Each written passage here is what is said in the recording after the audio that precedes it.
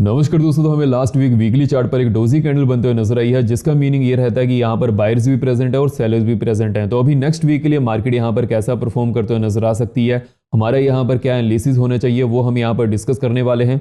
साथ ही साथ मार्केट में कौन सी इंपॉर्टेंट न्यूज आते हुए नजर आ रही हैं जो मार्केट को यहाँ पर नेक्स्ट वीक के लिए इंपैक्ट कर सकती हैं, वो भी हम इस वीडियो में डिस्कस करने वाले हैं। तो विदाउट वेस्टिंग टाइम हम वीडियो को शुरू करते हैं। देखिए, अगर हम यहाँ पर लास्ट वीक के मार्केट एनालिसिस की बात करें, वहां पर हमें फ्राइडे दिन मार्केट में एक अच्छी खासी रिकवरी तो बैंक निफ्टी में देखने को मिली थी। लेकिन अगर हम यहाँ पर निफ्टी की बात करें तो निफ्टी यहाँ पर हालांकि रिकवर तो किया है, लेकिन जो अपर साइड में ये रेंज बनते हुए नजर आ रही है, इसके नीचे ही अभी के लिए क्लोजिंग किया है। जैसे ही रेंज अपर साइड की तरफ ब्रेक होते हुए नजर आएगी, वहां पर एक अच्छा खासा मोमेंटम मिलने के चांसेस तो बनते हुए नजर आएंगे। लेकिन हमें यह चीज देखनी पड़ेगी कौन सी इंपॉर्टेंट न्यूज आते हुए नजर आ रही है, वो मार्केट को यहाँ पर कैसे इंपैक्ट कर सकती हैं। देखिए, जो एचडीएफसी बैंक के रिजल्ट आए हैं और साथ ही साथ जो कोटक बैंक के रिजल्ट आए हैं, वो मैंने आपको लास्ट वीडियो में अपडेट कर दिए हैं, वहां से आप चेकआउट कर सकते हैं। लेकिन अगर बैंक निफ्टी यहाँ पर जिस भी साइड मूव करते हुए नजर आएगा, वैसे ही हमें निफ्टी में भी इंपैक्ट देखने को मिल सकता है, बिकॉज बैंक निफ्टी की बहुत ज्यादा वेटेज है निफ्टी में। बट अगर हम यहाँ पर आईटी सेक्टर की बात करें तो हमें आईटी सेक्टर में फ्राइडे दिन ऑलमोस्ट 1.5% की गिरावट देखने को मिली थी। इसके पीछे का क्या रीजन है? बिकॉज देखिए, जब भी आईटी सेक्टर के रिजल्ट आते हैं, वहां से बहुत ज्यादा एक्सपेक्टेशन लगाई जाती है कि इस बार के आईटी सेक्टर के रिजल्ट यहां पर बेटर ही आते हुए नजर आएंगे। बिकॉज जैसे जैसे साल दर साल यहां पर मार्केट बढ़ते जा रही है, वैसे वैसे आईटी सेक्टर की वेटेज भी हमें ज्यादा देखने को मिल जा रही है। बिकॉज ऑटोमेशन का जमाना है, जैसे जैसे फ्यूचर में हम जाएंगे वहां पर आईटी सेक्टर ज्यादा एक्सटेंड हो सकता है, जिसकी वजह से क्या होता है कि जो आईटी सेक्टर के स्टॉक्स रहते हैं, ये ज्यादा प्रीमियम पर ट्रेड करते हुए नजर आते हैं। तो अगर मान लीजिए कि मार्केट में जिस भी क्वार्टर के रिजल्ट आए हैं, अगर वो अच्छे नहीं आते हैं या फिर एक्सपेक्टेड लाइंस के आसपास आते हैं या फिर उससे थोड़े कम आते हैं, तो वो आईटी सेक्टर के लिए नेगेटिव हो जाता है। तो उसी चक्कर में आईटी सेक्टर यहां पर अपर लेवल से डाउन साइड जाते हुए नजर आ रहा है। लेकिन लास्ट ईयर से आईटी सेक्टर बढ़ भी बहुत गया था, तो वहां से हमें रिट्रेसमेंट काइंड ऑफ देखने को मिल रही है।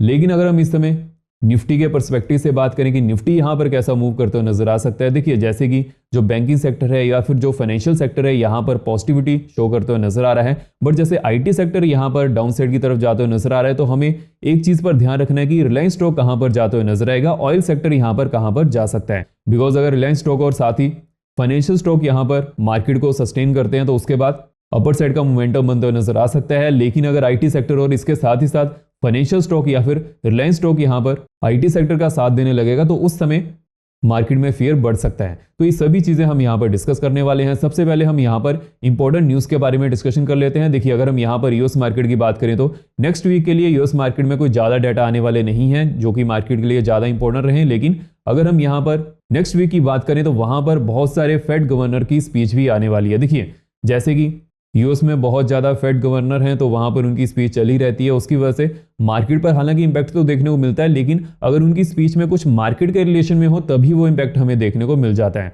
अगर वैसी कोई सिचुएशन बनते हुए नजर आएगी, वो मैं आपको यहां पर अपडेट कर ही दूंगा। लेकिन जो 24 अक्टूबर होने वाला है, वहां पर पीएमए डाटा रिलीज होंगे, तो वो मार्केट को यहां पर इंपैक्ट करते हुए नजर आएंगे। तो अभी के लिए जो 21, 22 और 23 का मार्केट सेशन रहने वाला है, वहां पर हमें यूएस मार्केट में kind of range mode trading या फिर वोलेटिलिटी बढ़ते हुए नजर आ सकती है, लेकिन ट्रेंडिंग मूव मिलने के चांसेस बहुत ज्यादा कम बनते हुए नजर आएंगे। वैसे इंपैक्ट हमें ऑल ओवर ग्लोबल मार्केट में देखने को मिल सकता है। लेकिन अभी के लिए जैसे कि इंडिया में रिजल्ट सीजन है, तो वहां पर हमें वोलेटिलिटी तो बनते हुए नजर आएगी ही। तो अभी के लिए अगर हम यहाँ पर मार्केट के ओवरऑल पर्सपेक्टिव की बात करें, देखिए जैसे कि अभी के लिए लॉट साइज भी चेंज हो चुका है। इसके बारे में मैंने आपको अपडेट कर दिया था कि जो निफ्टी का लॉट साइज है वो 25 से 75 होने वाला है। बैंक निफ्टी का लॉट साइज यहां पर 15 से 30 होगा, और साथ ही साथ जो फिन निफ्टी है उसका लॉट साइज 25 से 65 होने वाला है।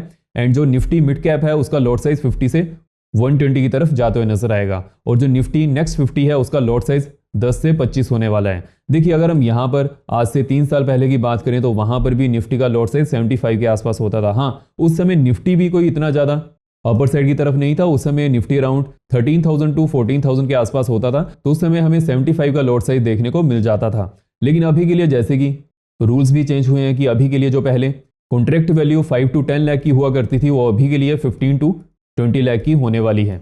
तो उसके चलते क्या हो रहा है कि यहाँ पर लॉट साइज भी इंक्रीज होते हुए नजर आएंगे। और अभी के लिए एनएससी ने तो ये अपडेट कर दिया है, देखना बीएससी भी यहाँ पर अपडेट करते हुए नजर आएगा। जो सेंसस का लॉट साइज हो सकता है, जैसे कि अभी के लिए 10 के आसपास है, तो ये भी 20 या 25 तक जा सकता है। और जो बैंकेक्स का लॉट साइज यहाँ पर होने वाला है, वो भी 25 to 30 का रह सकता है। और देखिए, ये जो सभी इंप्लीमेंटेशन है ये 20 नवंबर से शुरू होने वाली है। लेकिन देखिए इसका इंपैक्ट मार्केट पर क्या पड़ते हुए नजर आएगा या फिर ट्रेडर्स पर क्या पड़ते हुए नजर आएगा। देखिए एज सच ट्रेडर्स पर कोई ज्यादा इंपैक्ट पड़ने वाला नहीं है, ये सिर्फ उनके ऊपर ही ज्यादा इंपैक्ट पड़ते हुए नजर आएगा जो 1 या 2 लॉट से ट्रेड करते हैं। अदरवाइज 2 लॉट से ज्यादा जो भी ट्रेड करता है उसको ज्यादा इंपैक्ट देखने को नहीं मिलेगा, because most of time option buyers तो 2 से 3 लॉट के ऊपर ही ट्रेड करते हैं। लेकिन जो ऑप्शन सेलर्स रहते हैं, जैसे कि जो 1 लाख से 2 लाख से या फिर 3 लाख से ऑप्शन सेलिंग कर रहे हैं, वो 1 लॉट 2 लॉट से ट्रेड करते हैं, उनको यहाँ पर अपना लॉट साइज इंक्रीज करना पड़ सकता है। अदरवाइज इसका कोई ज्यादा इंपैक्ट ऑप्शन बायर के लिए तो पड़ते हुए नजर नहीं आएगा। और इसके बारे में मैंने आपको तभी अपडेट कर दिया था जब ये रूल्स आते हुए नजर आ रहे थे कि इसका कोई ज्यादा इंपैक्ट देखने को नहीं मिलेगा, बस ये सिंगल लॉट ट्रेडर्स को ही इंपैक्ट करने वाला है। लेकिन देखिए इसका हमें मार्केट पर कोई ज्यादा इंपैक्ट पड़ते हुए नजर नहीं आएगा। मार्केट एज सच ही यहाँ पर ट्रेडिंग करने वाली है। एंड ओवरऑल अगर हम यहाँ पर बैंक निफ्टी की बात करें, जैसे कि बैंक निफ्टी तो यहाँ पर पॉजिटिविटी शो करते हुए नजर आ रहा है, और मैंने आपको लास्ट वीडियो में इसके लेवल्स भी वहां पर अपडेट कर दिए थे कि कौन सी सपोर्ट और रेजिस्टेंस जोन यहाँ पर बनते हुए नजर आ रही हैं। अभी हम देख लेते हैं कि निफ्टी यहाँ पर कैसा परफॉर्म करते हुए नजर आ सकता है। देखिए जैसे कि अगर हम यहाँ पर यूएस मार्केट की न्यूज़ की बात करें तो वहां पर तो पीएमए डाटा ही हमारे पास रहने वाले हैं। लेकिन अगर हम यहाँ पर डोमेस्टिक मार्केट की बात करें तो डोमेस्टिक मार्केट में नेक्स्ट मंथ महाराष्ट्र में इलेक्शन भी होने वाले हैं। देखिए महाराष्ट्र ऐसा स्टेट है और साथ ही साथ गुजरात ऐसा स्टेट है जहां पर हमें फाइनेंशियल सेक्टर में बहुत ज्यादा पार्टिसिपेशन देखने को मिल जाती है, तो उसका इंपैक्ट हमें मार्केट पर पड़ते हुए नजर आता ही है। तो वहां पर हमें मार्केट पर वोलेटिलिटी बनते हुए नजर आएगी, लेकिन उसके रिलेटेड जो पोजीशन बनना शुरू होती हैं वो अभी से बनना शुरू हो जाएंगी।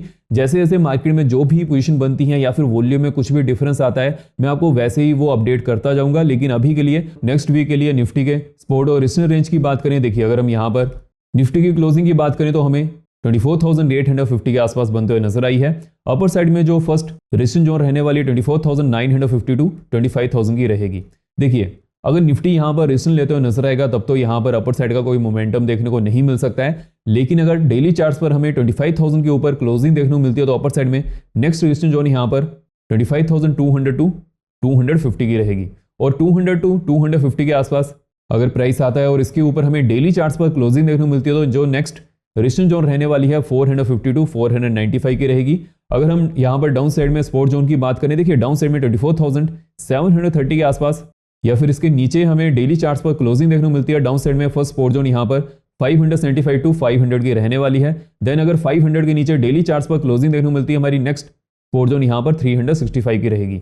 देन 365 से लेकर 330 तक मार्केट में एक अच्छी खासी सपोर्ट जोन बनते हुए नजर आ रही है। और निफ्टी को 24,730 से लेकर 950 की रेंज में अवॉइड करना ही बेटर रहेगा। इस रेंज में हम ओनली इंट्राडे लेवल्स पर ही फोकस करेंगे। देखिए अगर हम यहाँ पर नेक्स्ट वीक के लिए सेंसेक्स के लेवल्स की बात करें, देखिए जैसे कि सेंसेक्स में तो निफ्टी के जैसे ही मोमेंटम बनते हुए नजर आता है, तो अभी के लिए जो सेंसेक्स में हमें क्लोजिंग देखने को मिली है, जो अपर साइड में रेजिस्टेंस जोन बनते हुए नजर आ रही है, इसके नीचे बनते हुए नजर आई है। जैसे ही इस रेंज को ये ब्रेक करेगा वहां पर हमें एक अच्छा खासा मोमेंटम बनने की पॉसिबिलिटी बनते हुए नजर आ सकती है।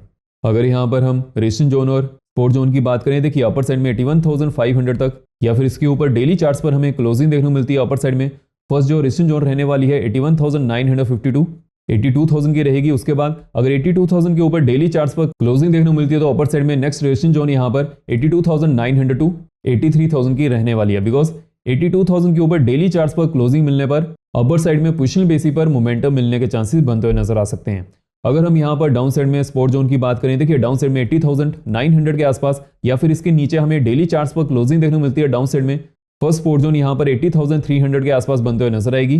देन 80,300 टू 100 की जो जोन रहने वाली है, यहाँ पर मार्केट में सपोर्ट लेने की पॉसिबिलिटी बन सकती है। लेकिन अगर 100 के नीचे डेली चार्ट्स पर क्लोजिंग देखने को मिलती है डाउन साइड में, नेक्स्ट सपोर्ट जोन यहाँ पर 79,400 टू 300 की रहने वाली है।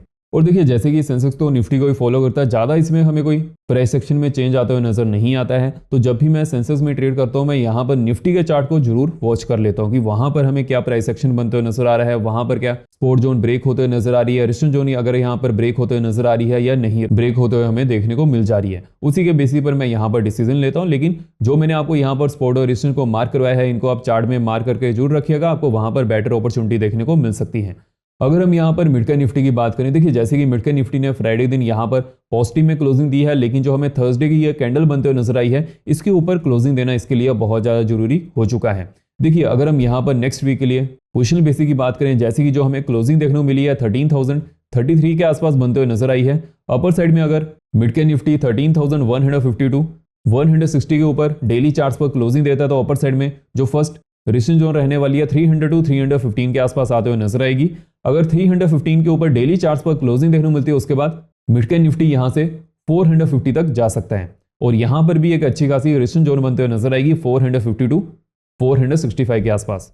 अगर हम यहां पर डाउन साइड के सपोर्ट जोन की बात करें तो डाउन साइड में 12,940 के आसपास अगर मिड कैप निफ्टी का प्राइस आता है और इसके नीचे हमें डेली चार्ट्स पर क्लोजिंग देखने को मिलती है, डाउन साइड में हमारा जो फर्स्ट सपोर्ट जोन रहने वाली है 825 की रहेगी, देन नेक्स्ट सपोर्ट जोन यहां पर 700 की होने वाली है और 700 से लेकर 680 के आसपास एक अच्छी खासी रेंज भी बनते हुए नजर आ रही है। यहां पर सपोर्ट लेने के चांसेस बन सकते हैं, तो ये हमें देखना पड़ेगा नेक्स्ट वीक है कैसा यहां पर मार्केट प्राइस एक्शन बनाते हुए नजर आती है। अगर डाउन साइड में अगेन हमें डेली चार्ट पर इसके नीचे क्लोजिंग देखने को मिलती है उसके बाद ही कोई सेलिंग प्रेशर यहां पर बनते हुए नजर आएगा, अदरवाइज मार्केट यहां पर सस्टेन होने की पूरी कोशिश कर सकती है।